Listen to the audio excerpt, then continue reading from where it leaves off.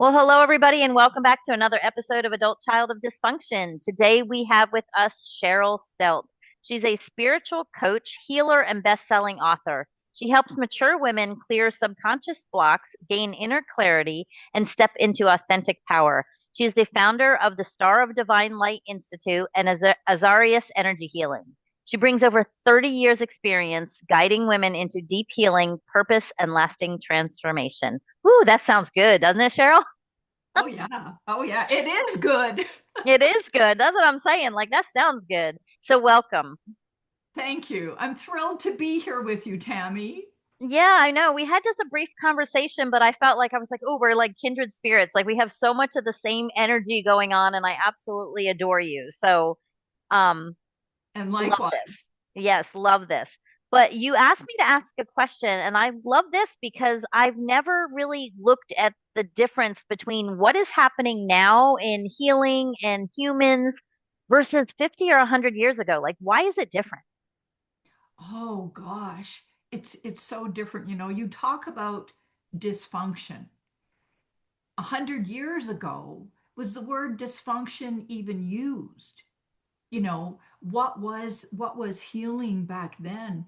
And so people didn't really recognize, I don't think, that they even had problems. You look at how we functioned, and I look at today, there seems to be an epidemic out there of narcissists, especially in men. You hop on YouTube, enter narcissist. Oh my gosh, you are even 50 years ago, 40 years ago, that word wasn't used. It didn't happen. So 100 years ago, no, we were conditioned. We were all conditioned that the man came first. It's tradition. It's how things were for hundreds of years, right? And so in order to have any kind of healing on any level, we have to recognize there's a problem. So years ago, it only used to be in the physical. And how do you deal with that? And so we look at today, we can say, oh, I grew up in a dysfunctional home. What does that mean? Well, I look at it from the point of a whole lot of conditioning. It's a Hmm. whole lot of conditioning that humans have all agreed to. And the most wonderful thing I think about being alive today is we are so heavily, I don't know why I'm using the word heavily, because we are heavily stepping out of that conditioning. And I think I'm tuning in the word heavily. We're taking solid steps, heavy steps, not lightweight steps. We are not living this way anymore. And so we have to face the realities of what's going on, acknowledge them, see what we are releasing. That's Right. healing, letting go of, so we can become the new evolved species that we've always been meant to be. It's funny that you said that too, because, well, and I agree with the word heavy. It's not heavy as in like deep and dark. It's heavy as in solid and foundational. That's kind of what I think when I think of that, going kind of back to the foundations. But it is true. You hear these words like narcissist, and I mean that is thrown around so much now, and I think we all have narcissistic tendencies. I mean, we of course we do. It's our ego. I mean, that's just life. But I look at it too, and I remember going to therapy, and I was in therapy for a while, and I remember going back to one of my therapists and saying, "Why didn't you tell me my mother was a narcissist? Like, why didn't you explain that to me?" She's like, "Well, I never met your mother, and I couldn't really diagnose." And I'm like, and she, I remember this is 20 years ago, and she was like, and it's kind of just now getting to where we will say, it's in a form of a manipulation that's just never been explored before, and it was really coming to light. But I agree in that we are in a world, and I don't know if it's because of the internet, because we have so much access to information, that it is coming to light, and I love the fact that it's no longer normalized to bury everything, to bury it deep. Yes. And I love that. I love the world we're in right now. I love the fact that grown men are out there crying on stage and saying you have to cry. You have to let it go. You can't hold this in. It's going to tear you up. So Yeah, I love that. And I was wondering where you were going with that question because I didn't know if you were going to I was very curious about that question because I didn't know if you were going to go to the fact that this stuff never existed because obviously it existed. I mean, trauma has been brought down for generation after generation after generation. But you're right, it was just normalized. It was just the way things happen. It was normalized and it was held in. Sexual abuse was not something you told anybody. I was at an event. I was co-leading this practice at a retreat. There were about 50 people there, and we were doing this practice on forgiveness. And so there were two circles of people facing each other. I'll skip the details, but it was about looking at the other person and imagining that they were someone from your past and forgiving them. So this went on, and then this one older woman just started crying uncontrollably, sobbing. And she wasn't moving beyond it. And I went and, talked with her a little bit and then took her off to the side. And she confided in me that she never told anyone that she knew she knew that her granddaughter was being sexually abused by her son, and she told nobody and she did nothing about it. And the shame and the guilt that came up, and so I helped her release that. It's feeling it. And then what she confided once we moved through that was that she was sexually abused as a child and never told anyone. And this woman was around 70. She Mm, carried it with her whole life. And what happens with the patterns is that they repeat themselves. So when we're holding in guilt and shame for anything, we are going to attract more of that energy to us. And we mhm. think we can stuff it in, but she never felt safe to tell anybody because people didn't talk about their emotions. Everybody needs, it's a human need to have an emotional resource. And so when I asked the question, what was healing? Healing is so much a release of the deep emotions, of allowing them. And it's not how human beings used to function, period. And it's through my lifetime, our lifetime, you're not 20 years old, that we could see how it wasn't a thing. But then I remember when I was raising my kids and when I got divorced from my alcoholic, narcissistic husband, that I really embraced the need to feel emotions and encouraged my children. And we spoke differently. We came from a different place. And that is healing. So we are still in that process. And you're right, it's a joy to be alive. It's okay to tell the deep, dark secrets. It's actually necessary in order for us to grow and evolve. Yep. And you can only imagine, like you said, 100 years ago, 50 years ago, my grandparents. I mean, my father was sexually molested.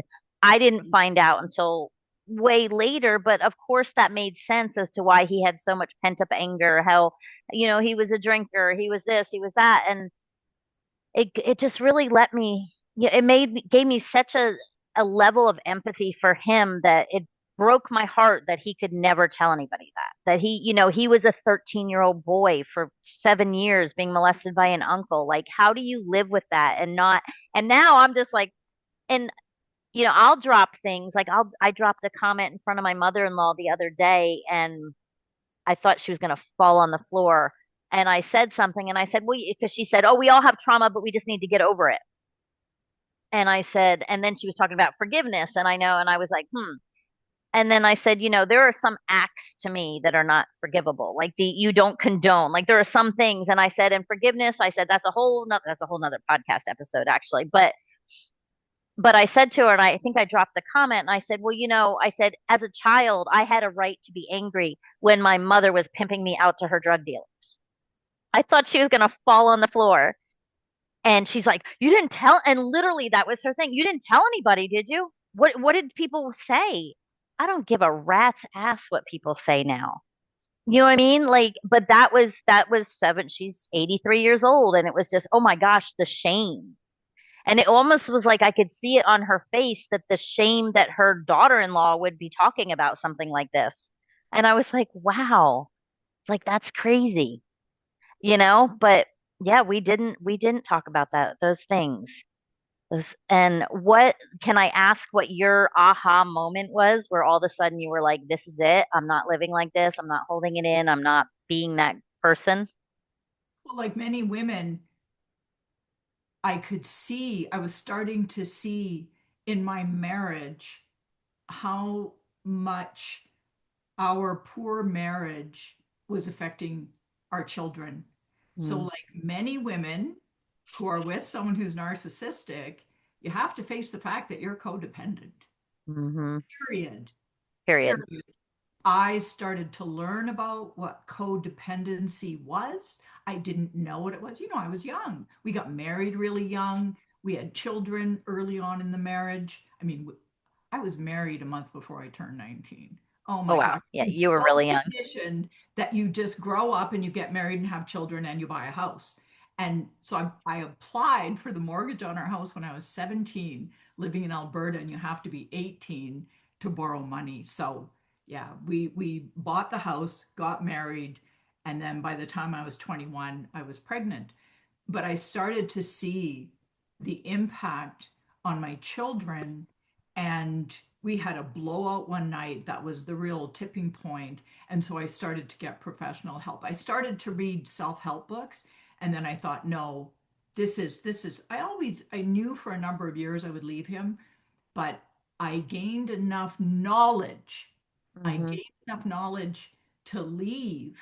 And that was it. And then it was later exploring the similarities between him and my own father. My own father was not an alcoholic. So I'm like, why did I end up with this guy? But through my own healing, and I discovered meditation, which was, through an extremely profound event on the beach one day where my deceased brother's spirit came to Oh me, wow. and my girlfriend channeled him, and his message was to start meditating. But that's what got me on that journey in my own intense healing. But when I look back, you talk about the shame that people hold, and you mentioned forgiveness, and I would love to speak about that on another podcast. It's We are all divine beings. We signed up for all our wounding.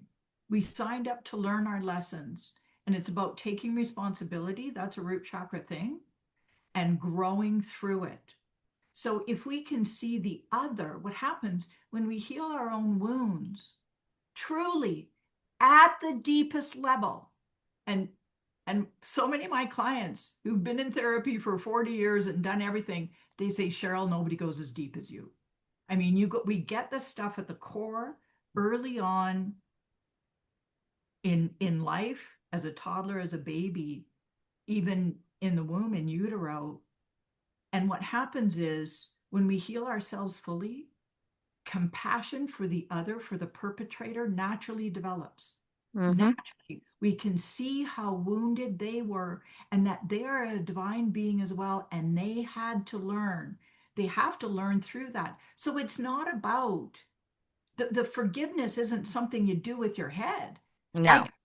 I do chakra readings. I do a lot of chakra readings, and I can see through the chakra readings how much people have worked on forgiveness, how much of it has held, and whether they've practiced true forgiveness through their own healing or not, because it's a natural occurrence to me. That's what I witness, and that's what I've experienced in myself. Yeah. No, that makes total sense. And yeah, we'll have to do another podcast episode on forgiveness. I talk a lot about that on that. I have a lot of clients and a lot of people that I know that go through like 12-step programs because a lot of children of alcoholics also have their own substance abuse issues that they struggle with, and they're in 12-step, the whole thing. And forgiveness is somewhere where people get stuck. They just get stuck. And I'm like, well, let's redefine what forgiveness means to you then. It doesn't necessarily mean going to your mother and saying, I forgive you for doing this. And that's not like, no. But I love that. So what obstacles did you run across? Was forgiveness when in your healing journey, was forgiveness one of them? Uh, I learned I learned to not look at the others so much, but to look at myself. It's taking responsibility because one of the things, and I didn't know this at the time, but I know it now, science has really come a long way with research on what trauma really is, what wounding really is. And trauma, it's been proven trauma is actually encoded in the right side of the brain, Right. which is the subconscious. And it's not so much about what happened, it's the lingering emotions, especially of uncertainty through life. Hmm. It's really hard to feel confident when you have trauma in your background. And one of the most common traumas, and I think so many, if not all of my clients have this, it's the lack of an emotional support growing up.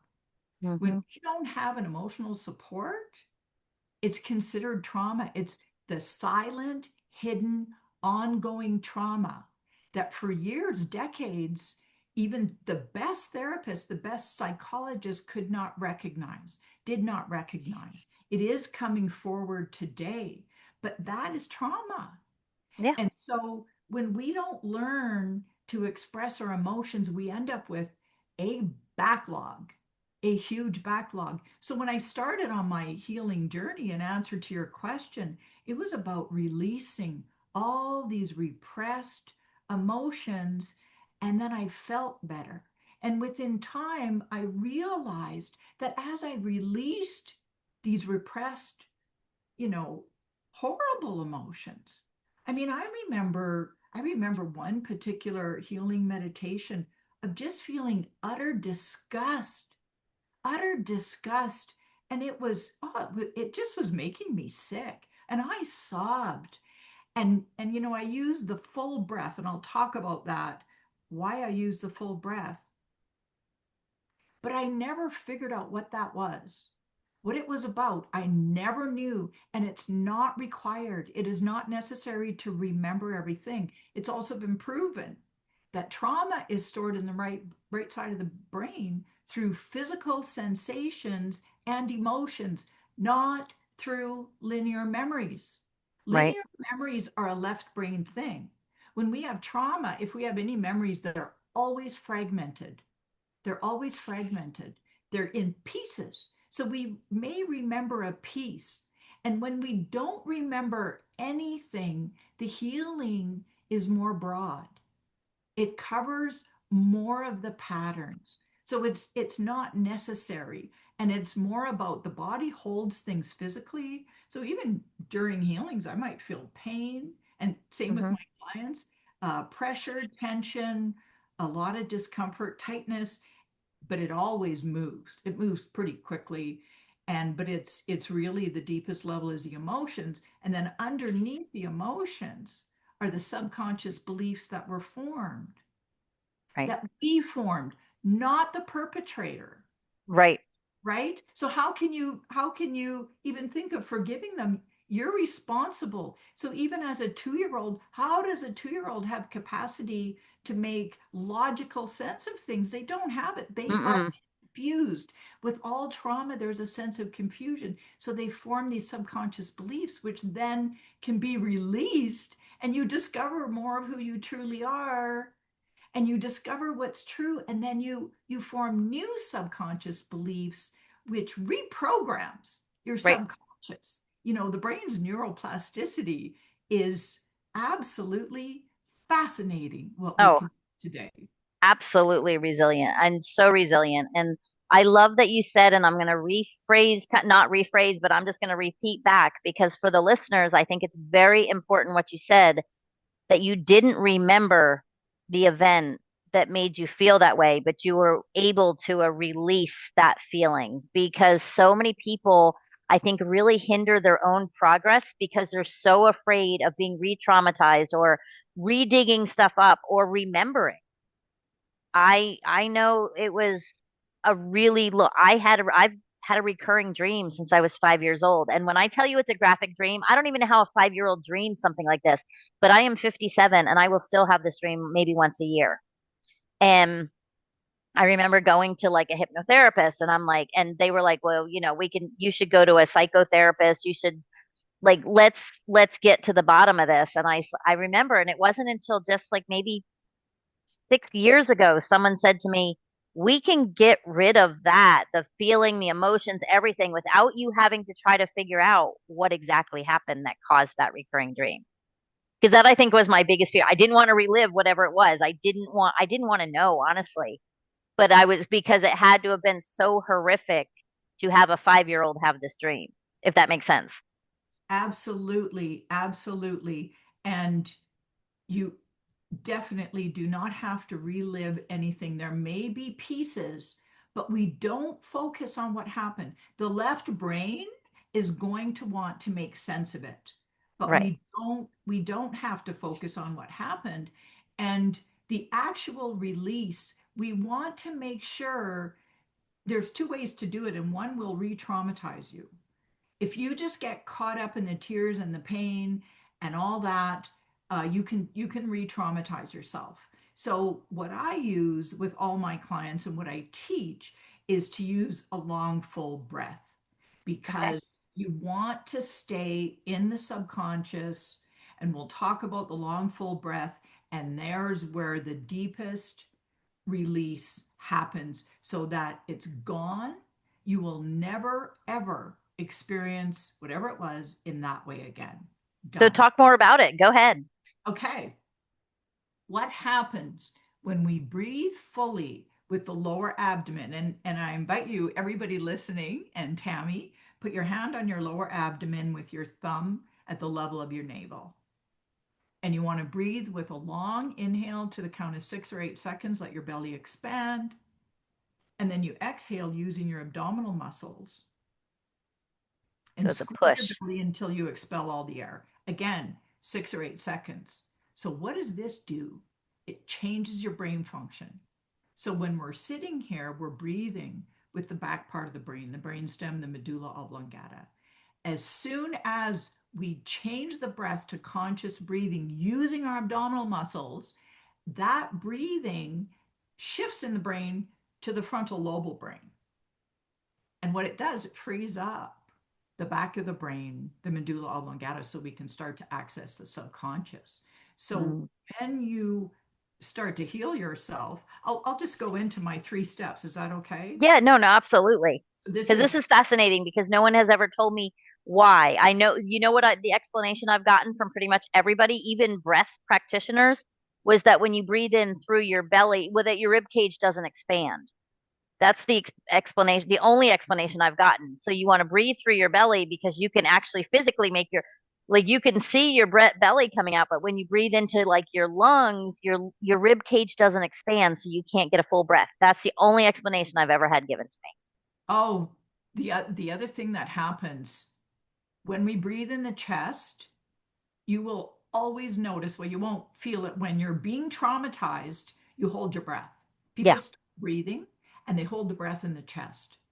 So you don't want to ever do that. You don't want to be breathing in the chest, because you will, when you're doing this type of healing, your body will want to hold your breath. So also keeping the breath down low and in the abdomen helps keep you in the subconscious and release it, and you stay aware of it. So even when I'm working with people, I keep reminding them, to keep your focus on the breath, because I can see it, I notice, and and that will release the trauma. And then what it also does, think of it this way: when I do chakra readings, I don't see the chakras with all the lotus flowers and the petals and the mandalas and the colors. I see them as light, because we are made of light. Kirlian photography has shown that.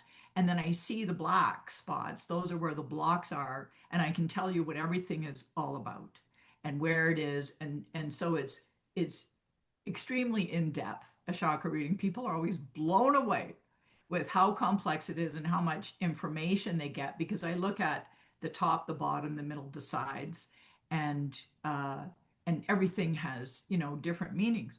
And I often have to tune into each individual. I'm still learning through them. But what happens, you think of that block, think of it like a black ball. So your energy isn't flowing there. Right. It's like a clog in a plumbing pipe. So when you breathe fully and you release this block, it allows your energy to flow and the light comes in, and the actual truths of your being will come in, and you'll realize the most amazing things that you've ever known. And so the three steps, if you think of the word ace, think of you can always remember it if you just think of an ace of spades. A is for access, C is for clear, and E is for empowerment. So I've told you how to access. You want to sit up nice and straight. The spine straight and vertical is extremely important. That keeps the energy running up and down. Sit in a chair, not cross-legged. You want your feet firmly planted on the floor, and you want to be comfortable. And so breathing through the nose helps keep you in your body. So if you have a clogged nose, you can breathe through your mouth, but ideally breathing through the nose. And you know when you're in your left brain because you're thinking, thinking, thinking. So this is a real shift for people. And for me, it's kind of like I get into the breath and then I just wait to see what comes up. So you allow the information to come up from your subconscious, whether it's an emotion, notice any physical sensations, and then the clearing. The C is for clear. And when something comes up, you want to breathe through the emotions, breathe through the physical sensations, and ideally you keep your eyes to start with in the root chakra because that's the bulk of the wounding is there, and that chakra affects all the other chakras. And you can follow what I call the emotional thread. So there's layers of emotions that have been held. So the first emotion might be fear, it might be anger, but you go underneath, and it seems like sadness is so often under anger. It's wild because it's not expected, but you can follow down to the deeper emotions of shame and guilt and confusion. And then you can go back to you can ask your subconscious, when did this pattern begin? So you start with a current event, whatever it is, you're angry with somebody, you're angry with your husband, whatever. You follow those emotions. They have very little to do with him. It's more about your pattern. So then you go back to your subconscious will let you know when it first existed, when this pattern was first developed, um, and you will never discover what you're not ready to discover. Right. Okay. So you might go back to age 3, but it really started in utero, but you're ready to clear it at age 3. So Right. you trust that, and then you release everything and you can reparent, and that's a whole other topic. But it's all energy work. And then the empowerment is when all the truths come through. People are always blown away. Wow. And the truth of your being and these amazing emotions of joy, expansion. A lot of people experience light. And then that's the empowerment. And the only homework, and I love to recommend the homework, is that you continue to breathe into these new truths and the new emotions with your inner child once a day for a week or two, because that creates the uh, it's kind of like a highway. So you Right. have this highway of pain. You want to create a new one. That's taking advantage of the brain's neuroplasticity. So you want to keep that going, and you will notice what you attract is different. You'll notice how you talk is different, and you'll notice how certain events that may have triggered you in the past don't trigger you anymore. It's Right. just amazing. So for the people listening, and I know we're limited on time today, but when you say breathe into the emotion, just talk 1 minute about what that really looks like. Like, Yes. are you So thinking about the emotion? Like, talk about that just for a second. you open yourself up and allow yourself to feel it. And when we've been conditioned to not feel our emotions, to stuff them, that's our sort of go to. but staying in the subconscious using the full breath helps. So you keep your eyes down in the root chakra and you just keep breathing and you allow yourself to feel the emotion however you're feeling it. And it can be completely overwhelming. You may feel discomfort in your body of some sort. You don't change your focus. What I've discovered over the years is if you change your focus to, oh, this hurts in my shoulder, that's like a dandelion. It's the flower on the dandelion. So wounds, any trauma, any wounds, I think of them like a dandelion. You want to get rid of a dandelion out of your yard, you're not going to pluck the flower. No, it just seeds and makes a lot more. You need to go all the way to the tip of the root, and we know how deep the roots of a dandelion are. So you need to keep digging. You need to stay deep in the root, and you're going to pluck the whole dandelion, the whole wound. When you go to the pain in your shoulder, you're plucking the flower. It starts to become superficial. So it's staying in that full breath, breathing, allowing the emotion, knowing that it will end. So it Right, can be uncomfortable, but know that it's temporary. The right. full breath will release it. It's just like let's say I think of a somebody buys a home and they want to renovate it. They buy it specifically to renovate it and flip it. And they go in the kitchen and the stove hasn't been cleaned in 20 years. The oven is disgusting. Crusted on, crusted on, crusted on. It's going to take some very uncomfortable effort to clean that thing. So you can think of it the same way, or a big clog in a drain. You have to take the snake, you have to keep poking at it, and then shh, you poke at the emotion enough, you feel it enough, and shh, it's just like all of a sudden there is a release and your body calms and relaxes, and then you can open up to the new higher level, the enjoyable emotions coming in. Love it. Absolutely love it. Because I know people have said to me, like, you hear these words like get in touch, breathe through your body, breathe through the pain, breathe through that spot. And people are like, what does that even mean? I mean, literally, I've had that question a lot. And that makes sense. You know, you put it, it's kind of like meditating. Like people are like, well, what do I do? What does it mean to be in my body?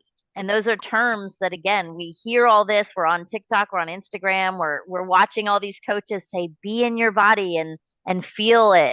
And that doesn't really always make sense, practical sense to some people. That's right. That's right. And that's how you do it. Those are the steps. And it's really about learning the full breath first. Let your body get acquainted with it. And it's mastering it. Because Yeah. when we have trauma, when we have wounds, that breath is often not smooth. It can Mm-mm. be, you might notice you have a much longer exhale and a way shorter inhale, or vice versa. Those are all just symptoms of held trauma. So, even just through mastering the full breath, you are healing yourself. Oh yeah, absolutely. I notice it when, it's when I can remember my daughter, she would get so anxious and I would just be like, breathe deep. Look how, like, she's like, I can't breathe. And I'm like, you can breathe, like breathe, breathe. Like, and we would walk through and then I started telling her, feel your chest. If your chest, if you can feel it going up and down while you're breathing and you're anxious, you're not breathing. Like you're just, and I feel like in today's world, honestly, so much of us stay in that running and no, like I try very hard to be conscious all the time of my breath.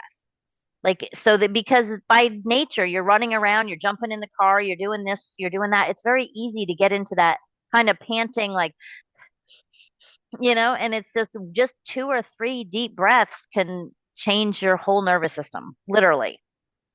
Absolutely, absolutely. And what happens when you learn the full breath and you practice it, you will automatically go to it Hmm. eventually. So if something tense is going on and you're holding your breath or you start to hyperventilate, you will automatically go into a full breath. You start to get Hmm. used to using it.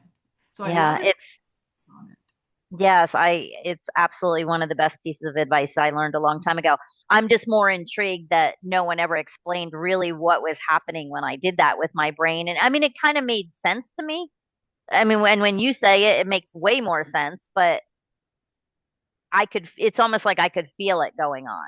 But I was Yes. just kind of like, yeah, I need to switch. I need to flip flop. But that's what regulating your nervous system is, move because it's like I told my daughter, there's so many parts of trauma that literally physiologically change your DNA, like your brain, the size, the shape, everything. Oh, But yes. it can all be rewired, like you said. Our Right. brains are putty, putty. But oh wow, this has been amazing. I've learned so many things. I'm sure the listeners have too. But Cheryl, tell people where if they want to work with you. And I know I love I'm looking at your crystals in the back for the people that are just listening to this. Beautiful crystals in the back and quartz and all kinds of stuff. It just gives me happy chills just to look at it. But where can people go to find you, work with you, learn more about what you have? You can find me on Instagram, stelt.cheryl. You could go to my website, starofdivinelight.com. And that name was downloaded one day. It was amazing. Anyway, because we are all stars of divine light, and you can find me on social media on YouTube. But one of the best ways to find me is to download my 3 meditations that I'm giving as a giveaway, and these are new. There are 3 powerful meditations teaching you about the full breath so you can get used to it. There are 2 of them, the full breath and the rhythmic breath. And then my most listened to meditation, creating safety and stability in the root chakra, because it's one of the biggest blocks around moving forward that Mm. my clients experience is you need to feel safe and stable, and then you can move into trust and faith. So know that all your blocks are serving you as an opportunity to grow. They are all a catalyst for change, and you can have deep transformation. So I hope you click on that. Yes, absolutely. And we'll put that in the show notes for people driving so that you can go grab it. Don't want anybody being unsafe, but definitely go there and grab that. And Cheryl, this has been absolutely amazing. Thank you so much for coming on. Oh, thank you, Tammy. It's really just been such an honor. Well, good. And before you leave, I always have the guests. I don't know if you've listened to any episodes, but I always have the guests leave the listeners with just some final words of wisdom or something tangible to take with them throughout the day to make their life a little better. Yes, thank you. What I want to say is you are all powerful beyond belief, powerful beyond what you can currently imagine. All of my clients, when we finished working together, I say to them, did you ever think you'd become the woman that you are now after 11 weeks? And they always say, no, I couldn't imagine this. So it's staying in the moment, healing, and allow your greatest self to be born through you. Oh, thank you. That was so sweet. So you heard it, guys. That's Cheryl, and she is absolutely amazing. And for everybody listening, you heard it. You heard she. I can't say it any better than that. But know that you are worthy. Know that every step you take walking forward towards a happier, more joyous you is your divine right, and you're just amazing right now, right where you are, right here.